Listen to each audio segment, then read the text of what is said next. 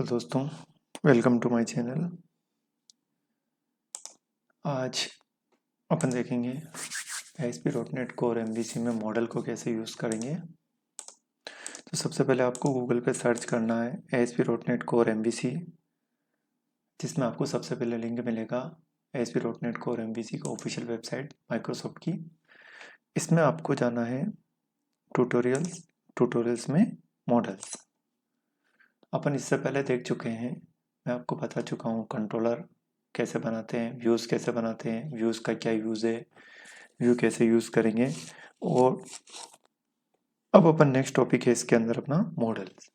ASP.NET MVC के अंदर core MVC में मॉडल का मेन पर्पस होता है डेटा हैंडल करना। मेनली डायनेमिक वेबसाइट बनाने में या कोई भी प्रोडक्ट आप डिज़ाइन करोगे तो इसमें मेनली जो डेटा हैंडलिंग का जो रोल होगा वो सारा परफॉर्म करेंगे अपन मॉडल्स के थ्रू। मॉडल्स बनाने के लिए C# के अंदर एक कंसेप्ट होता है पोको क्लासेस बनती है, जिसमें POCO classes plain old CLR object बनते हैं, जिसमें गेट सेट प्रॉपर्टी होती है। गेट सेट प्रॉपर्टी से अपन क्लास बनाते हैं, का यूज़ करके मॉडल क्लास बनाते हैं। तो बेसिकली मैं अभी आपको इतना डिटेल में नहीं जा रहा हूँ, उसके लिए मैं एक अलग से C# पे अलग से ट्यूटोरियल बनाऊंगा, मतलब वीडियोस रिकॉर्ड करूंगा, जिसमें मैं सारा डिटेल्स में C# के बारे में कंसेप्ट बताऊंगा। अभी आपको सिंपली क्या करना है, जैसे इसमें दे रखा है मॉडल्स बनाना है। मॉडल्स बनाने के लिए एक C# की क्लास बनानी है और उसके अंदर गेट सेट प्रॉपर्टीज डिफाइन करना है। ठीक है, तो अब इसमें तो क्या किया है कि माइक्रोसॉफ्ट ने यहाँ पे जो इस आर्टिकल के अंदर दिया है कि आप मॉडल्स बनाओ, मॉडल का यूज़ करके नोगेट का पैकेज यूज़ कर इंस्टॉल करेंगे। नोगेट पैकेज इंस्टॉल करके आप डेटाबेस से कनेक्टिविटी करना सिखाया है इसमें। ये वाला पार्ट अपन बाद में कवर करेंगे। मैं अभी बेसिकली आपको ASP.NET कोर MVC के अंदर मॉडल्स कैसे बनते हैं, मॉडल का यूज़ कैसे करते हैं, स्टैटिक में स्टैटिक भी नहीं कह सकते, मैं बेसिकली यूज़र से इनपुट लेना और उसको डेटा को डिस्प्ले करना सिखा रहा हूँ विदाउट डेटाबेस कनेक्टिविटी। तो उसके लिए अपन एक सबसे पहले एक प्रोजेक्ट बनाएंगे। आपको ये स्टेप्स फॉलो करनी है, इससे आपका मॉडल्स का बेसिक क्लियर हो जाएगा। तो यहाँ आएंगे, सबसे पहले एक प्रोजेक्ट बनाएंगे। ASP.NET कोर MVC टेम्पलेट ले रहा हूँ मैं, MVC मॉडल व्यू कंट्रोलर। मैंने प्रोजेक्ट का नेम दिया वेब ऐप मॉडल। लोकेशन आपको डिफ़ॉल्ट जो भी आपने को लेनी है, ये मैं आपको पहले बता चुका हूँ। आपने अगर पहले वाले वीडियो नहीं देखे तो पहले वाले वो वीडियो देख लीजिए इंट्रोडक्शन से। फिर आपको फ्रेमवर्क सेलेक्ट करना है, लेटेस्ट फ्रेमवर्क सेलेक्ट कर रहा हूँ मैं, एंड देन क्रिएट। इससे डिफ़ॉल्ट टेम्पलेट का यूज़ करके वेबसाइट बन जाएगी। ठीक है, ये अपन पहले भी देख चुके हैं, जो कि मैं कंट्रोलर बनाते वक्त भी बताया था। ये डिफ़ॉल्ट होम कंट्रोलर आता है और उसके अंदर व्यूज़ आते हैं। ठीक है, अगर आप इसको रन करोगे तो इसके अंदर आपको मिलेगी एक होम कंट्रोलर मिलेगा और उसके अंदर आपको इंडेक्स व्यू, प्राइवेसी और एरर पेज मिलेगा बना बनाया, और इसमें लेआउट डिज़ाइन कर दिया। अब इसमें मैं आप ही एक मॉडल का यूज़ करके डेटा डिस्प्ले करना एंड डेटा इनपुट लेना यूज़र से सिखाता हूँ। ठीक है, वो इसमें नहीं आ रहा है अभी, इसमें डिफ़ॉल्ट आ रहा है home page and privacy page. तो अपन वो डिटेल में जाएंगे, एक मॉडल बनाते हैं। मैं इसको स्टॉप कर रहा हूँ, डिबगिंग स्टॉप करी मैंने। नेक्स्ट, अब आपको मॉडल्स पे फोल्डर पे जाना है। मॉडल फोल्डर पे क्लिक करेंगे, राइट क्लिक करके ऐड एंड देन एक क्लास क्रिएट करनी है। क्लास क्रिएट करेंगे, क्लास का एक्सटेंशन .cs होगा। मैंने यहाँ पे लिया, उसको रिमूव किया, बाय डिफॉल्ट क्लास नेम जो आ रहा था, और यहाँ पे एक मैंने क्लास डिफाइन करी कस्टमर नेम से। Okay, customer employ products, just like अपन एक क्लासेस लेना। जब मैं आपको प्रोजेक्ट बनाऊंगा, जैसे सपोज अपन एक ई-कॉमर्स का प्रोजेक्ट बनाते हैं, तो उसमें क्लासेस बनेगी, category class, product class, brand class, customer class, customer order class, product category class, product order class, ये सारी क्लासेस डिफाइन होगी। अभी वो अपन डिटेल में नहीं जाते हैं, बेसिक्स क्लियर कर रहा हूँ मैं आपके। तो यहाँ पे आपको डिफाइन करना है पब्लिक एंड आईडी प्रॉपर्टी लिया, ठीक है, वो गेट सेट लिया, पब्लिक स्ट्रिंग या ऑटो इंटेलिजेंस की हेल्प से ऑटोमेटिक आ रहा है, public string name, email address लिया मैंने, मैं फ़ोन नंबर की जगह इसको कर रहा हूँ मैं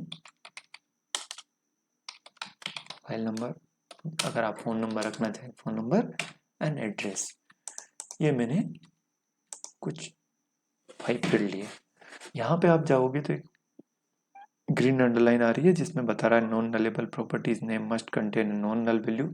इस वार्निंग को इग्नोर करने के लिए आपको प्रोजेक्ट पे डबल क्लिक करना है, CS प्रोजेक्ट फाइल पे डबल क्लिक करना है और यहाँ पे नलेबल को डिसेबल करना है। इसको डिसेबल करेंगे, क्लोज करेंगे, सेव करके ये वार्निंग हट जाएगी। ये ऑप्शनल फीचर्स है, पर ये वार्निंग नहीं आए उसके लिए आप कर सकते हैं, ठीक है। ये जो अपनों ने मॉडल बनाया है कस्टमर मॉडल, ये बनाया है अपनों ने मॉडल्स नेम स्पेस के अंदर। नेम स्पेस होता है ग्रुप ऑफ क्लासेस या कंटेनर ऑफ क्लासेस। अब मैं इसको यूज करूंगा कंट्रोलर क्लास के, कंट्रोलर नेम स्पेस के अंदर एक कंट्रोलर बना रहा हूं मैं, राइट क्लिक करके कंट्रोलर, मैंने कंट्रोलर लिया, एम्प्टी कंट्रोलर ले रहा हूं मैं, MVC पर कंट्रोलर एम्प्टी, कंट्रोलर का नेम लिया मैंने, आपको कंट्रोलर का नेम देना है कस्टमर कंट्रोलर। आपको ये ध्यान रखना है कि पीछे 1 नहीं आ जाए, कस्टमर कंट्रोलर रखना है, कस्टमर कंट्रोलर, कस्टमर कंट्रोलर जो कि बेस क्लास कंट्रोलर से इनहेरिट है, इसमें एक व्यू पे इंडेक्स पेज बनाया।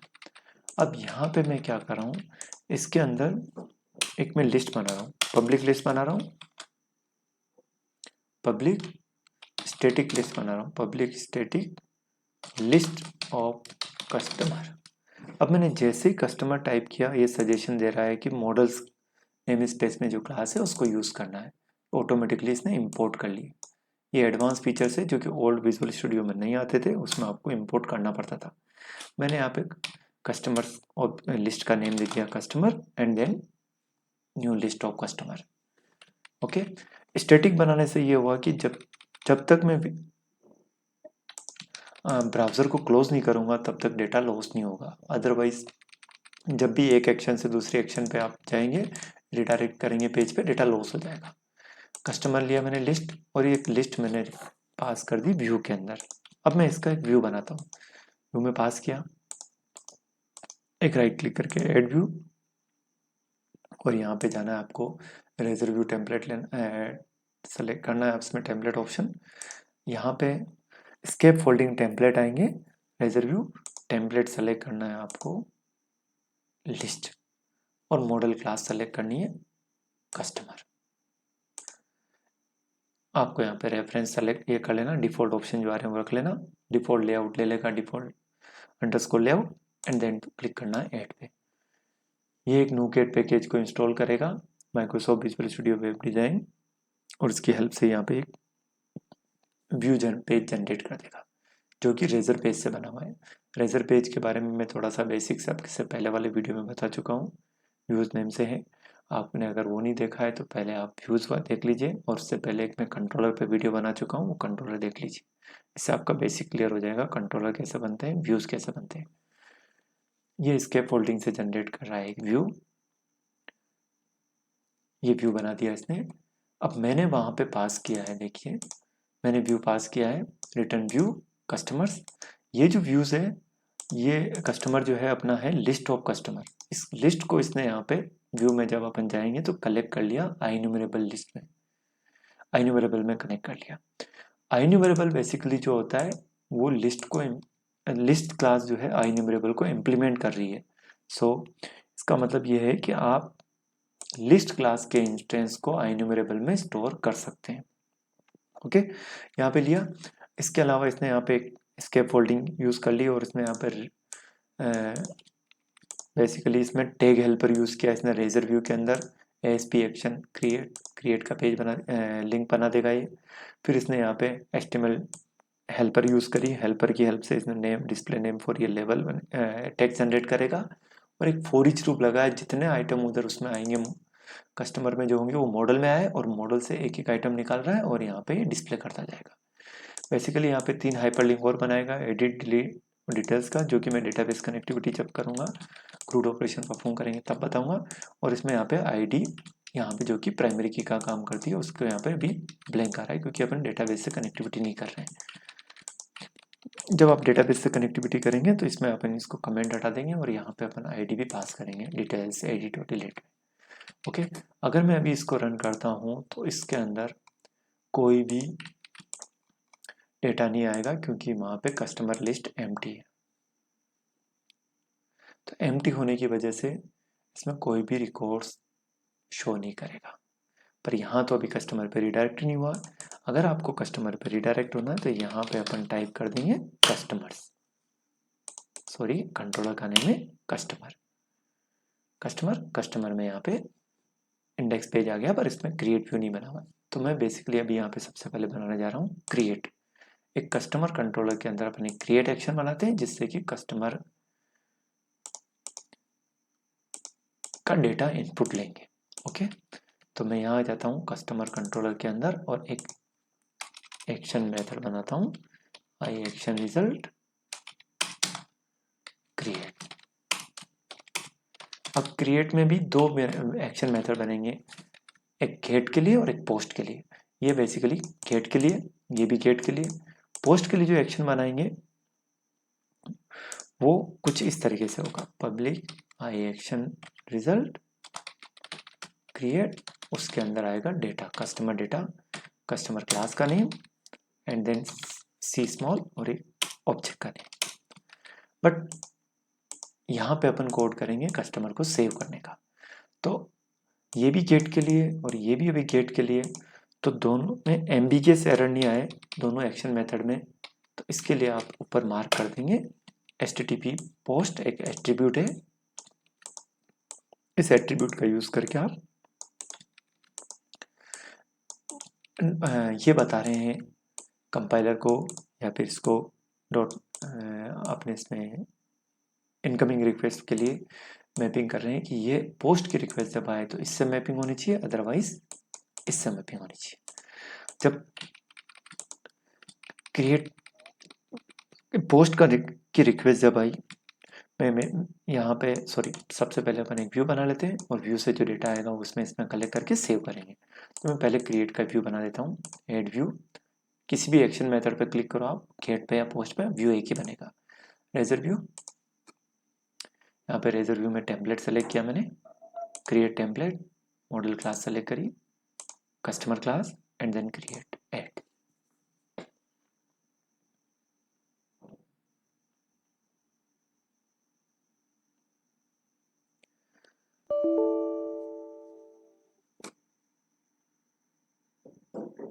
ओके, इसमें अभी ये इसलिए क्रिएट नहीं कर रहा है क्योंकि आपने इस मेथड को भी रिटर्न नहीं किया, कंप्लीट नहीं किया है, तो उसमें एरर थी इसलिए उसने क्रिएट नहीं किया।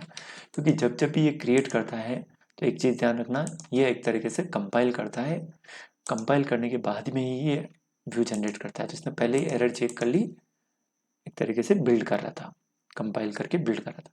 तो यहाँ पे आपको सेलेक्ट करना है create template and then model class customer. Again ये स्केप फोल्डिंग कर रहा है, बिल्ड कर रहा है और ये कस्टमर क्लास के लिए एक व्यू जनरेट करेगा। ये बिल्डिंग प्रोजेक्ट बिल्ड हो गया, सक्सेसफुली बिल्ड हो गया। तो अब ये स्केप फोल्डिंग की हेल्प से क्रिएट का फॉर्म जनरेट कर रहा है। तो मैं जब एक बार कोड आ गया, इसने क्या किया, ये फॉर्म टैग का बहुत इंपॉर्टेंस है, आपने HTML में पढ़ा होगा। फॉर्म टैग से आप फॉर्म गेट रिक्वेस्ट जाएगी या पोस्ट रिक्वेस्ट जाएगी, पुट जाएगी या डिलीट जाएगी और कहाँ पे सबमिट करना है वो सब दे सकते हैं। तो ये तो दिया इसने फॉर्म का टैग हेल्पर, बाकी किसने एरर हैंडलिंग के लिए यहाँ पे ये दिया है वैलिडेशन समरी। ये डिटेल में मैं जब डेटाबेस कनेक्टिविटी करूँगा तो और डिटेल में बताऊँगा। इससे एक लेबल बन जाएगा, इससे एक इनपुट टाइप टेक्स्ट बन जाएगा, टेक्स्ट बॉक्स बनेगा, ये लेबल हेल्पर के लिए बने, एरर हैंडलिंग के लिए बनेगा। लास्ट में एक बटन आ रहा है जिससे सबमिट करेंगे तो ये जाएगा क्रिएट के पोस्ट पे। ठीक है, अब क्रिएट के पोस्ट पे अपने को ये जितने भी फॉर्म डेटा अपन कलेक्ट कर रहे हैं यूजर से, ID, name, email, mobile number and address, वो लेंगे इस पोस्ट में आएगा। पोस्ट के अंदर यहाँ गए, इसने सारा का सारा डेटा स्टोर कर लिया कस्टमर मॉडल में। अब मैं चाहता हूँ कि उसको चेक करना चाहता हूँ कि डेटा इसमें आया कि नहीं आया। अगर डेटा आ गया है, कस्टमर में इनपुट हुआ है तो सेव करना है। तो मैं यहाँ पे इसमें बिल्डिंग क्लास होती है मॉडल स्टेट, और उस मॉडल स्टेट के अंदर एक इस वैलिड प्रॉपर्टी होती है। इस वैलिड से चेक कर लेंगे सक्सेसफुली अगर डेटा उसमें मतलब मॉडल के अकॉर्डिंग, उसके वैलिडेशन रूल्स के अकॉर्डिंग अगर डेटा वैलिड है तो अपने को डेटा सबमिट करना है, सेव करना है। अदरवाइज इसी पेज पे रिडायरेक्ट कर देंगे मॉडल डेटा के स्टेट के साथ। अब अगर एरर नहीं है तो अपने को डेटा स्टोर करना है। तो अभी मैं स्टोर कर रहा हूँ विदाउट कोई डेटाबेस कनेक्टिविटी किए, कस्टमर लिस्ट के अंदर ऐड कर दिया मैंने कस्टमर को, और रीडायरेक्ट कर रहा हूँ मैं रीडायरेक्ट टू एक्शन, और एक्शन में दे देंगे इंडेक्स एक्शन। तो होगा ये कि जैसे ही ये सक्सेसफुली सेव हुआ, ऐड हुआ लिस्ट के अंदर, ये रिटर्न कर देगा इंडेक्स पेज पे। इंडेक्स पेज पे जाएगा तो उसका व्यू में जाएगा, व्यू में वो जो भी डेटा ऐड हुआ होगा वो फॉर ईच रूप से शो कर देगा। ओके, और इसी का अपन चाहते हैं कि इसको रन करें और बार बार वहाँ यूआरएल में टाइप नहीं करना पड़े। तो मैं यहाँ पे एक नेव बार के अंदर मैं इसको कॉपी कर रहा हूँ, इसको कॉपी किया एंड पेस्ट, एक नीचे एक और लिंक बनाया, यहाँ पे एक लिंक बना लीजिए customer controller and action is index, और यहाँ पे लिंक डाल देते हैं कस्टमर और रन करें डिबगिंग। ओके, ये हो गया अपना बेसिकली यूजर को मॉडल की हेल्प से डेटा कस्टमर का डेटा डिस्प्ले करना एंड कस्टमर का डेटा इनपुट कराना। डिलीट, डिटेल्स, एडिट, ये सब अपन बाद में देखेंगे। कस्टमर पे गए, अब मैंने जैसे इस पर क्लिक किया, यहाँ पे राउटिंग में कस्टमर आ गया, क्रिएट पे क्लिक कर रहा हूँ, गेट रिक्वेस्ट गई, गेट रिक्वेस्ट में मैंने यहाँ पे डेटा डाला, जस्ट लाइक मैंने लिया 101, मैंने यहाँ पे दिया Rakesh Jain, rakesh@gmail.com, mobile number मैंने ऐसे ही डाल दिया। अभी कोई वैलिडेशन नहीं है इसके ऊपर, ये वैलिडेशन अपन बाद में डालेंगे। और मैंने यहाँ पे डाल दिया उदयपुर राजस्थान, क्रिएट।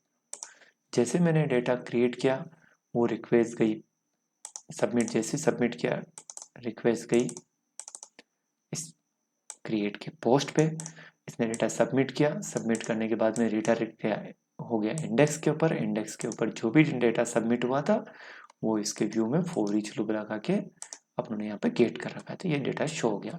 अब यहाँ पे बेसिकली आप देखोगे तो एडिट, डिलीट, डिटेल्स के 3 हाइपरलिंक आ रहे हैं, बट वो तीनों लिंक अभी काम नहीं करेंगे, एडिट, डिलीट, क्योंकि इस पर भी कोई कोड नहीं कर रखा। तो मैं एक और कोड करता हूँ, मैं 3-4 एंट्री करके बताता हूँ। 102, अगर मैं आईडी रिपीट भी कर दूंगा तो यहाँ पे कोई वैलिडेशन चेक नहीं कर रहा।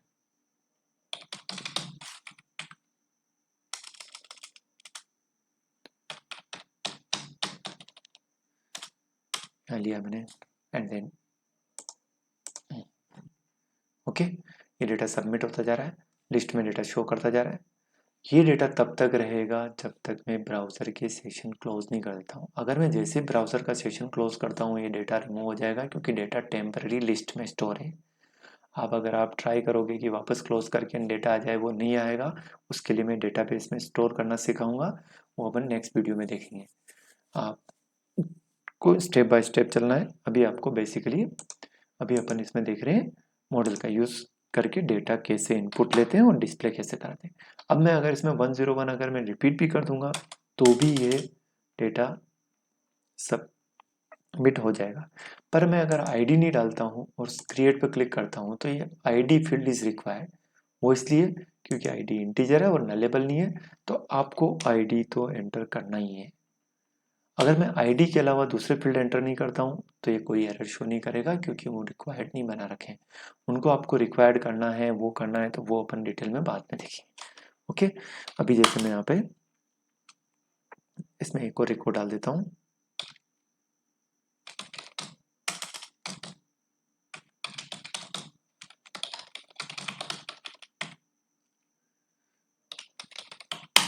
क्रिएट किया, 3 रिकॉर्ड सेव हुए।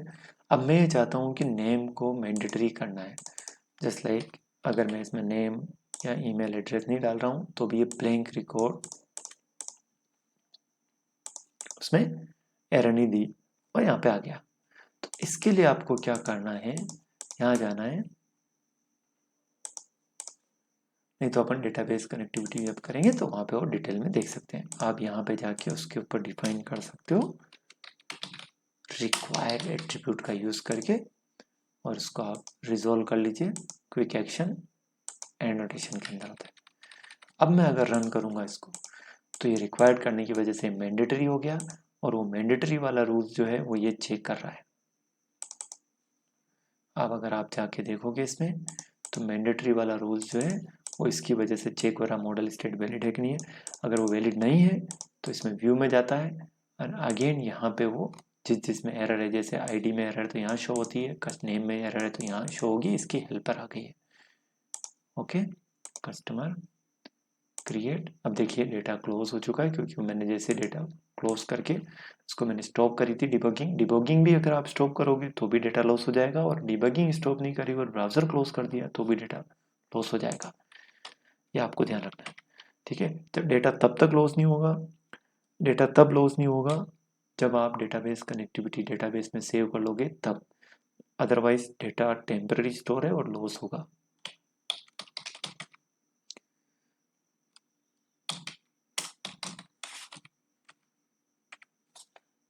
मैंने रिकॉर्ड सेव किया, बट मैं अभी इसमें क्या कर रहा हूँ, कुछ भी एंटर नहीं किया, तो आईडी के लिए भी एरर शो कर रहा है और नेम के लिए भी एरर शो कर रहा है। ओके,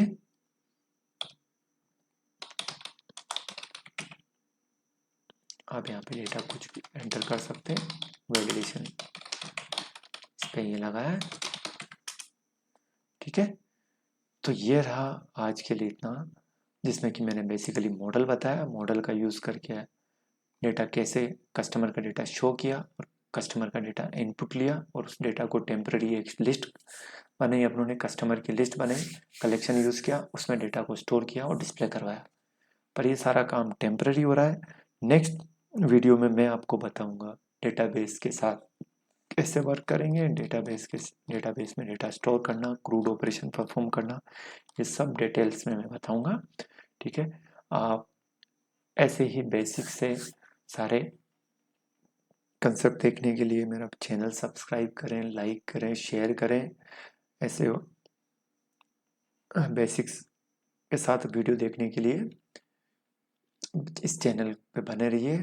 मैं जितना जल्दी होगा नेक्स्ट वीडियो अपलोड करूँगा, और जितना जल्दी हो सके मैं सारे कंसेप्ट क्लियर करूँगा, जिसमें कि आप नेक्स्ट वीडियोस देखेंगे डेटाबेस कनेक्टिविटी। फिर उसमें डेटाबेस कनेक्टिविटी में एंटिटी फ्रेमवर्क कोर के साथ entity framework code first, model first, database first, सारे अप्रोच कवर करेंगे, और उसके साथ में 1 to 1, 1 to many, many to many, searching, sorting, paging, ये सारी चीज़ें मैं कवर करूँगा, ठीक है। नेक्स्ट मिलते हैं नेक्स्ट वीडियो में। प्लीज़ मेरा चैनल सब्सक्राइब करें, लाइक करें, शेयर करें। Okay, thank you.